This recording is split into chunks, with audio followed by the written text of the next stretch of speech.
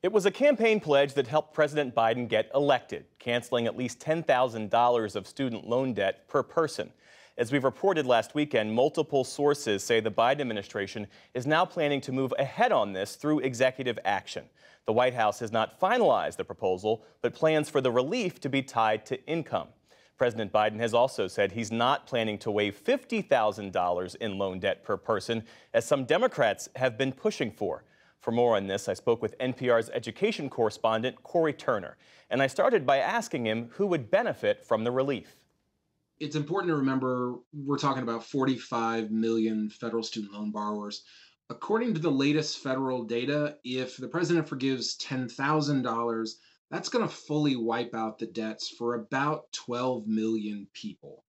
Um, you the recent review by the Federal Reserve Bank of New York found that this plan without income caps would slightly preference higher income borrowers. It's been reported that President Biden is considering pretty high income caps of around $150,000 per individual and between $250,000 and $300,000 per couple.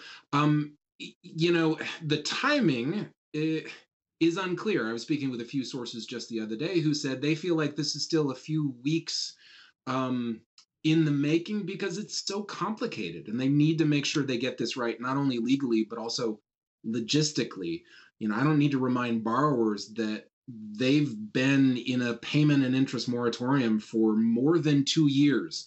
And so doing anything of this scale at this point is going to take some time. I want to draw you out on that because NPR did some reporting recently that found that the government's income-driven repayment plan has been riddled with problems that have either delayed or denied many borrowers from getting the sort of loan forgiveness that they qualify for. What more can you tell us about that?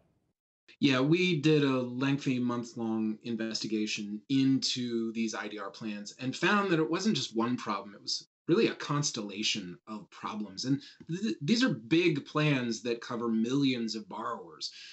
We found that borrowers who were making very small payments, perhaps even $0 payments because their income was so low, weren't getting credit towards forgiveness. Again, the plan promises loan forgiveness after 20 to 25 years.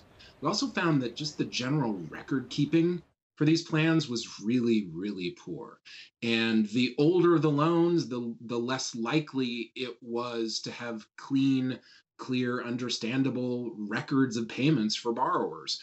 And Cory, as we wrap up this conversation, what about restructuring the loan repayment program? I've talked to administration officials who say that the president might be open to capping interest rates, either making them low interest or no interest. There's also been some talk about allowing more public sector workers to qualify for debt relief programs. Have you picked up any of that in your reporting, and would any of that really move the needle in a sort of significant way? I have actually spent the past week talking with folks about interest rates.